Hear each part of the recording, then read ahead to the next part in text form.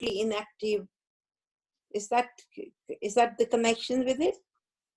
Yeah. Yeah. Right. Yeah. And that even if we are physically at the rest, mentally and intellectually, we are always active. Yeah. Yeah. And all the time, except during the state of deep sleep. Yeah. Yeah. If a person remains inactive physically, Yeah. he will get his thoughts will run into different directions, which could be negative. Yeah. So mind should have a right attitude. Yeah. That attitude to avoid all the negativeness. So they have to be like, if the mind is active, am I making sense? Like, yes, absolutely. yeah.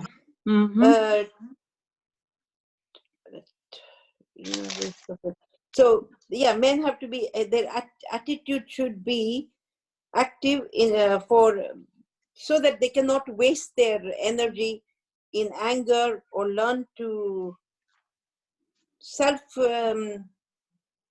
discipline themselves. Yeah. In that way. Yeah. So Yeah. in short, they're saying that mind should not be inactive in any time, apart from when we are sleeping, at the state of sleep or something. Okay. Yeah. Yeah. Yes. I think that's all. Yeah. I picked up from. This is about, yeah. Okay. Anybody else want to add anything? Or shall we, shall I? Yeah, well. She was going to say. Shree, you were saying something? I thought it was all about doing your acts, like doing your duties as you are born. Like if you like towards your parents, you do things. If you are with your parents, if you get married, you have your certain duties towards the family, and you have to follow through, even if it's working. So you have to balance whatever duties you are doing, and get attached to material things. Yeah. That's what I thought it was about. Okay. So yeah, whatever, you can't be a certain duty you have, like even when, if let's say you are married, you have duties towards the new, like your in-laws or family. Certain things you can't get out of it. So it's like prescribed duties now, basically. Yeah. And okay. also towards the, once you have children, towards children, and so it builds on. Okay. Yes, you've put in the combination of the chapter 2 and chapter 3 both in one slok. Very well done. Yes. Yes, and thank you, Jayshree. Thank you, Gita Ben. Anybody else want to add anything on this? Anybody else who's got their homework? I think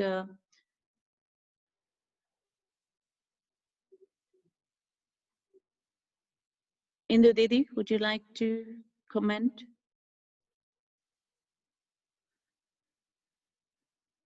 Verse 9 says a similar thing. Okay. Indu Didi, mute here. Okay. Yeah. Yeah. Okay. Okay. No, I don't know whether I haven't heard what Gita try and resolve it, try and I don't know, just not interfere, but I mean what I'm trying to say is just that act upon what you feel is wrong. Yeah, no, it's talking about your karma. So if you go to the actual shlok, right? Yeah. Are you talking about the 5th or the 9th? I'm talking about the 5th. 5th, okay.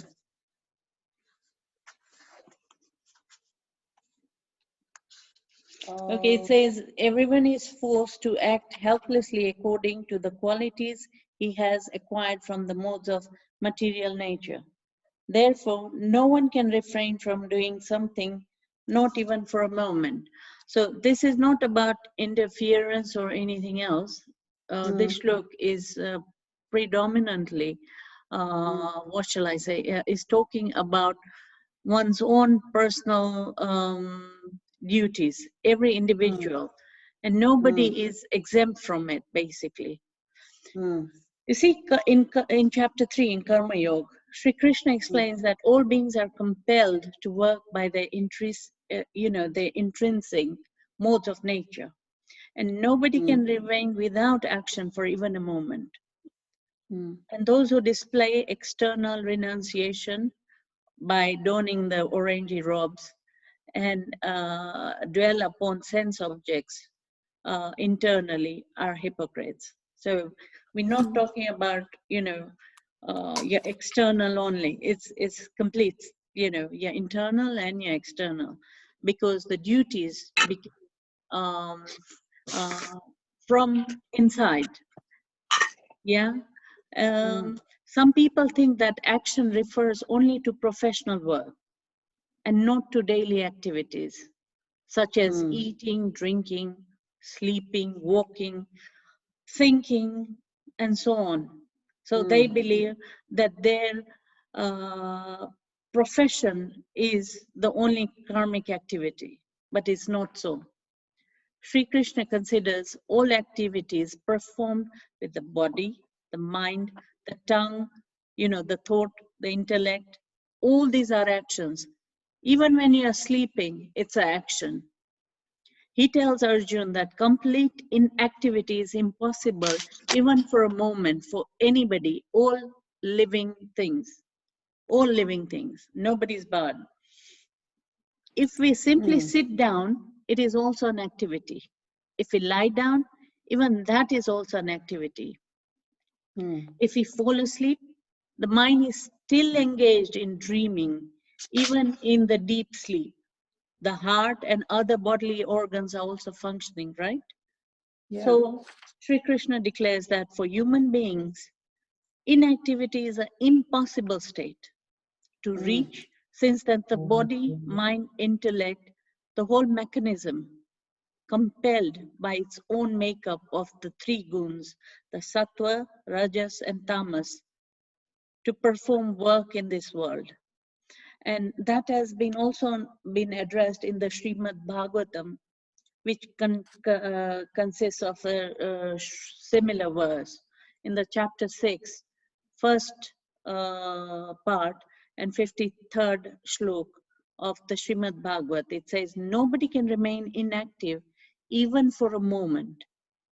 Everyone is forced to act by their modes of nature, every single being. So that is chapter 3, verse 5, as per our study. The next chapter, the next verse is 3.9, and that's talking about yagna. However, how do we see the yagna? It says work must be done as a yagna, as a sacrifice to the Supreme Lord. It says to the Supreme Lord. Otherwise, work causes bondage in this material world. Anything you do has a reaction to it. Therefore, that work has got bondage, because we have to bear the fruits of that activity. And therefore, he says, O son of Kunti, perform your prescribed duties without being attached to the results, for the satisfaction of God. You remember in chapter 2, we addressed this, whereby he was insisting for Arjuna to, confer to his duties. So that is chapter 3.9. Is a similar thing. However, the additional bit in this verse is without being attached to the results, nishkamba, for the satisfaction of God. Similarly, work in itself is neither good or bad. Depending upon the state of mind, it can be either binding or elevating. So basically, the karma begins in the mind. We talk about karma, karmic activities. This is in relation to that. Yeah. Yeah, even Shakespeare says that, for there is nothing good or bad, but thinking makes it so.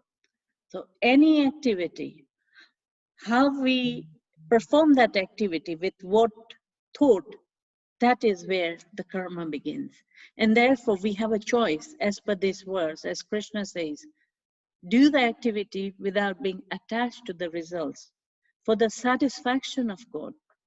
So you dedicate that activity. And yagna is used, the terminology yagna here is not just, the yagnas as we discussed in our last session, yagna, all different sorts of yagna. No, this yagna is for dedicating one's activities, and that itself is a sacrifice, and that's for the Supreme Lord.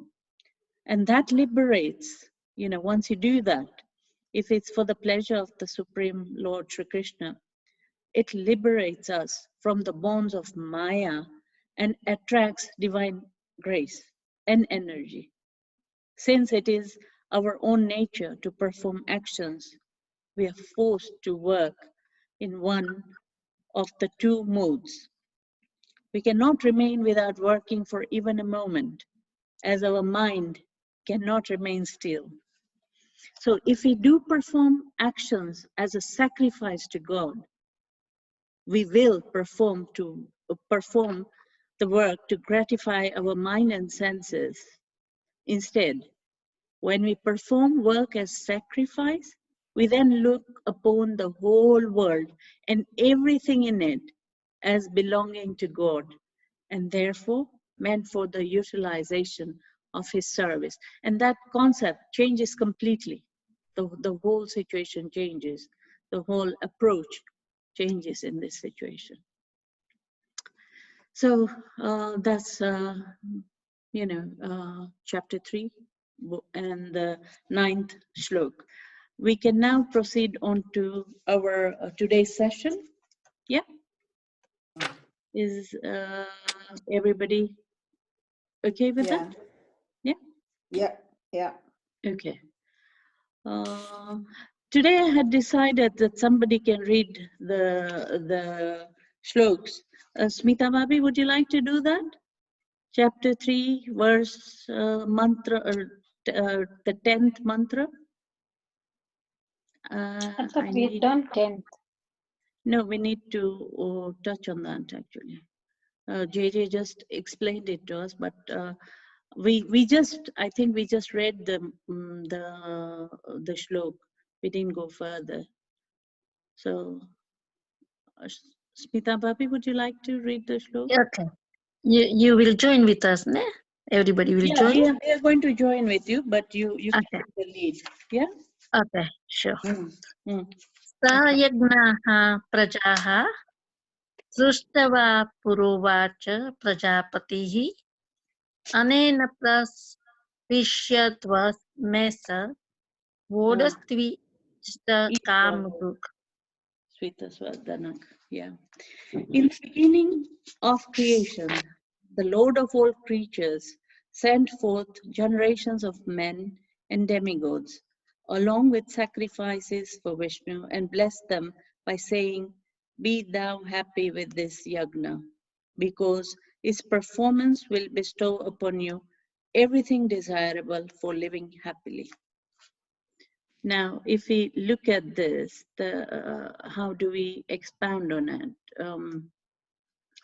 All the elements of nature are integral parts of the system of God's creation, as Pujanya JJ mentioned about the universe and the creation, and thereafter the Dasa Avatar, having nicely combined the two. The sun lends stability to the earth and provides heat, light necessary for life to exist. The earth creates the food from its soil for our nourishment and also holds essential minerals in its wombs for a civilized lifestyle. The air moves the life force in our body and enables all the transmission of the sound energy. We humans are an integral part of the entire system of the God's creation. The air that we breathe, the earth that we walk upon, the water that we drink, and the light that illumines our day. They're all gifts of the Almighty's creation to us, so that we can partake of these gifts to sustain our lives. We also have our duties towards the integral system. Currently, human beings are put on a standstill all over the world. As we can see, due to coronavirus, life force that existed and that was moving at such a fast pace without having any consciousness for nature or nature's other elements, whether it's the animals, the plants, or even human beings themselves, everything has come to a halt by the nature itself. And hence we've all been put in a position, given that time has kind of stopped for people who are living in a fast pace. And we've got this moment to think about this, to think about our duties, to think about the integral system, the universe, the nature. I've also shared some videos of Yamnaji in the current period with everybody. The flowing waters of Yamnaji, the flowing waters of Gangaji, so crystal clear, you can drink that water. How did that happen? In this few weeks of this lockdown, where human beings have put a halt to all activities, commercial activities, it's all come back to nature. It's flowing like it's never flown before. Yamnaji, they've spent millions of rupees to clarify the river. Nothing happened. So many campaigns, everything failed. And with this just one lockdown, the nature itself has done the job. In just a couple of weeks, can you imagine? Couple of weeks. But that is because nature that's been created by the Almighty did the job by itself. And we have been put with that thought. We should all be conscious about that, think about it. How come nature took care of it, in just a couple of weeks? And we've tried for such a long time, years on. I myself have also taken part in this petition to get the Yamuna clean. Anyway, so going back, the force of nature, we have our prescribed duties in the service of God. And that is the yagna he expects from us. This is the yagna that Sri Krishna is talking about. Yeah? Consider maybe the example of a hand, which is an integral part of our body. It receives its nourishment, blood, oxygen, nutrients, etc. from the body. And in turn, it performs necessary functions of the body. If the hand looks on this service as burdensome and decides to get severed from the body, it cannot sustain itself for even a few minutes. It won't survive. It is the performance of its yagna towards the body that the self-interest of the hand is also fulfilled. Therefore, similarly, we as individual souls are a minute particle or a part of the Supreme Soul, and we all have a role to play in the grand scheme of the things. When we perform our yagna towards Him, our self-interest is naturally looked after. Therefore, the term yagna refers to the sacrifice. In the Bhagavad Gita, yagna includes all the prescribed actions laid down in the scriptures when they are done as an offering to the Supreme. And that does include all the yagnas. That is in the whole of the Bhagavad Gita. Okay, Bhagavad Gita, Shlok 11. Smita Bhabi.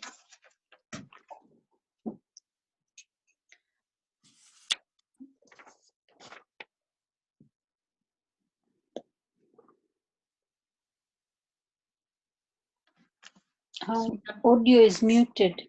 Is it? Oh, Mm. okay. Where is she? Yeah, because she's okay. I'm trying to unmute her.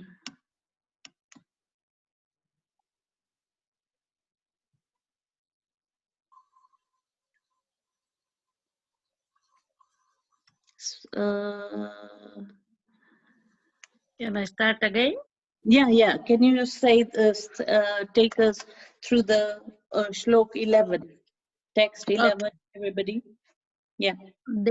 देवान भावय तानेन ते देवा भावयन्तु वः परस्परम भावयन्तः श्रेयः परमवाप्स्यतः. Yeah. Avapsyasta. Avapya, para avapyasya. Avas. Okay. Right. Now, this shlok, the translation is, the demigods, being pleased by sacrifices, will also please you.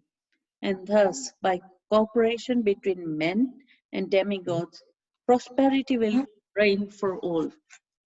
Yeah.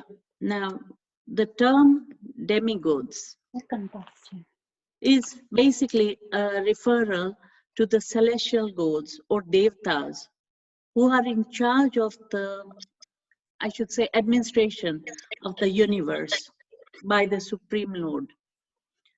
The Supreme Lord, Sri Krishna, does his work or managing the universe through them. It's like they are the ministers of a particular country. But this is for the universe. They are the ministers. And the prime minister, obviously, is our Lord, Sri Krishna. So these devtas live within this material universe itself, in the higher planes of existence called Swarg, or the celestial abodes. The devtas are not God. They are souls like us. They occupy specific posts in the affairs of running the world. It's like a particular minister been assigned, he could be a MP, just like other MPs, but he's been assigned, or a human being, a normal civilian. However, when he's when he's been given that post assigned by the Prime Minister, he becomes a minister. There is a Secretary of State, a Secretary of the Treasury, a Secretary of Defense, Attorney General, and so on. And these are the posts and chosen people that occupy for a limited tenure. At the end of the tenure, the government changes and all the post holders change too. Similarly, in administering the affairs of the world, the posts are like, for the devtas, are like Agni Devta, the god of fire, Vayu Dev, the god of wind, Varun Dev, the god of ocean, Indra Dev, who is the king of the celestial gods. The souls are selected by virtue of their deeds in their past lives and occupy these seats for a fixed number of ages, yugs, and administer the affairs of the whole universe. And they are the devtas. The Vedas mention various ceremonies and processes for the satisfaction of these devtas, and in turn, these devtas bestow material prosperity. You know, we do some yagnas, mantras, you know, even in astrology, in Vedic astrology, we have mantras or yagnas or upais for these devtas. You know, there's Navgra devtas in particular who are in charge of administering Vedic astrology. And hence, to improve on a certain part of your karma or, you know, your deeds or your position, then you perform particular yagna or mantra or whatever to get the favor of these devtas, and that is stated in Bhagavad Gita. So these are the celestial gods, okay, and the Veds also mention the various ceremonies and processes when we perform our yajna for the satisfaction of the Supreme Lord. The gods, the celestial gods, this is the devtas, are automatically appeased. Just as when we water the root of a tree, the water inevitably reaches the flowers, the fruits, leaves, branches, and twigs. And the perfect example is the Skanda Purana. You know, we discuss the Puranas, we haven't touched on them, but it's an example, a reference from the Skanda Purana. By worshipping the Supreme Lord, Sri Krishna, we automatically worship all the celestial gods, since they all derive their power from him. Thus, the performance of yagnas is naturally pleasing to the devtas, who then create prosperity for living beings by favorably adjusting the elements of material nature.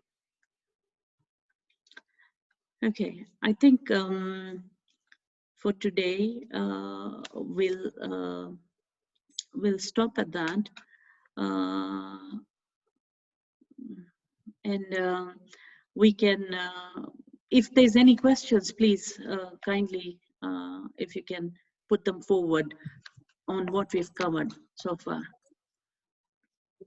Just unmute yourself and you can ask the question, and then finally we'll say the last, the closing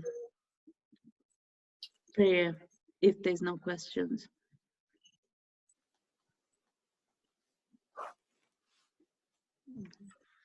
And as for homework, text 12, read into text 12, and you know, let's discuss what you understand in text 12. We haven't touched on it yet, but that will be homework for next week, Friday. Meanwhile, any other questions on whatever we've discussed today? Anybody? Wow, everybody's happy. Thank you for sending me in Hindi version. Thank you. Thank Sorry? you for sending me. Thank you for sending me Hindi version. Oh, no, you're welcome. You're welcome. Yeah. That's If anybody, if anybody needs any other version of the Bhagavad Gita, if they prefer not the English one and they want Gujarati by any chance, then we have that as well. I can forward that, no problem. Even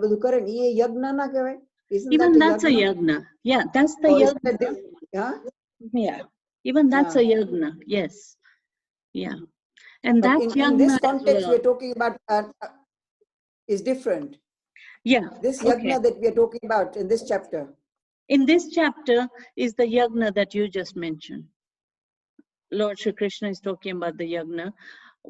Well, basically all the activities, however, in specific as well, the yagna that we perform to please the devtas. That's what he's mentioning, right?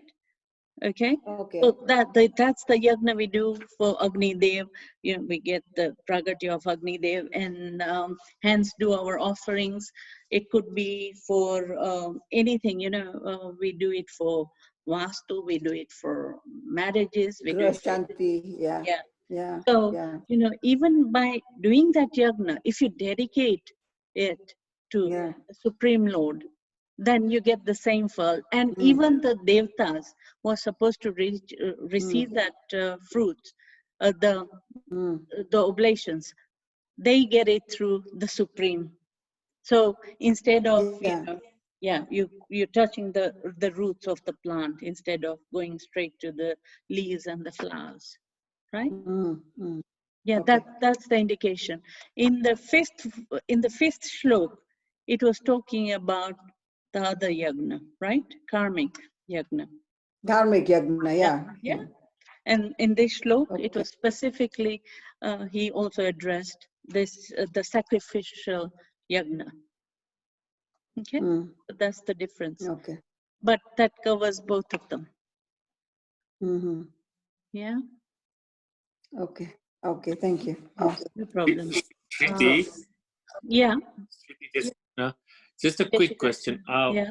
Yes, you touched on devtas as being like sort of human souls Okay. or souls. Yeah. I didn't understand, but just clarify that a little bit more, please. Sure. In short, but yeah. Okay. Basically, the devtas, they're also, they all beings in this universe. I'm not even talking about the earth. Universe covers even the devtas, okay, and other beings, on like even our forefathers who are in Pitrulok, even their souls, right?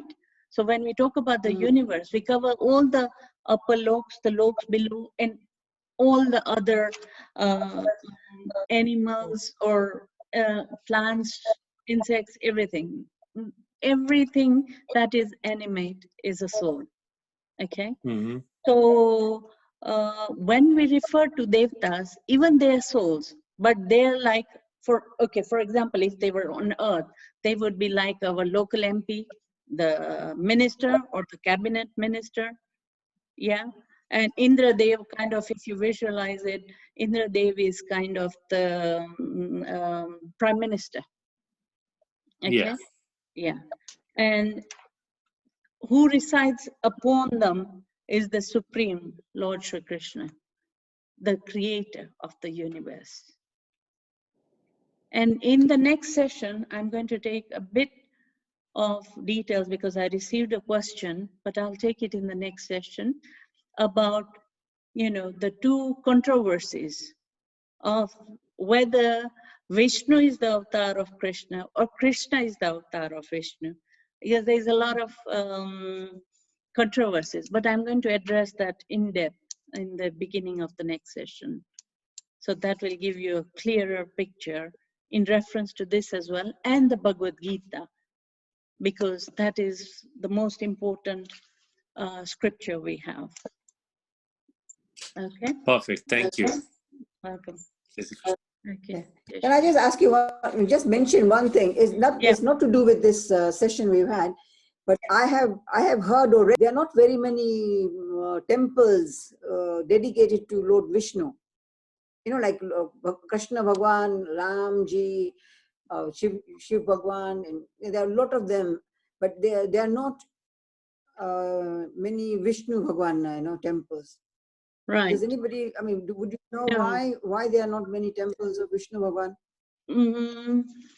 I think, hang on, basically there are quite a few temples actually, in the south especially. There's loads of Vishnu temples, yes. Yeah? Yeah, Krishna Bhagwan All right, okay. himself as well, there's quite a few temples. I will also actually, in one of the sessions, what I'll do is I'll take on the main temples in India. I'll address them and which belong to which god or demigod or whatever. And in that as well, I'll take on your question. How about that? Oh, no, sorry, my mistake. It's not Lord Vishnu, it was Lord Brahma. Oh, Brahmaji, yeah. Brahmaji na There is Brahmaji, one sorry, temple. my mistake. Not there is Vishnu. One temple, yeah, in Pushkar. Only one temple there is somewhere. Yeah. Just one temple somewhere for Brahmaji. And so we don't understand why that was the case, that Brahmaji, there's only one temple. Okay. I'll definitely address that in the next session, because we're running out of